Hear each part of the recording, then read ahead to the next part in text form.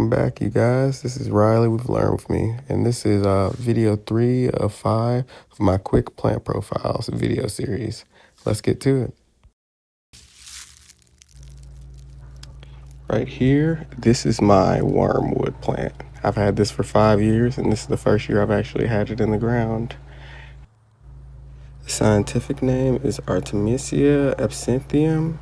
The health benefits include digestive aid, potential antiparasitic properties, alleviating bloating. It supports liver health and is anti-inflammatory. This plant is also perennial, and it's a key ingredient in producing absinthe.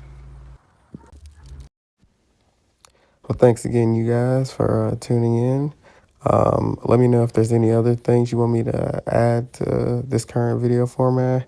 Otherwise, if you have anything else to share about any of these plants that I'm talking about, please leave them in the comments so that we all can learn a little bit more about gardening.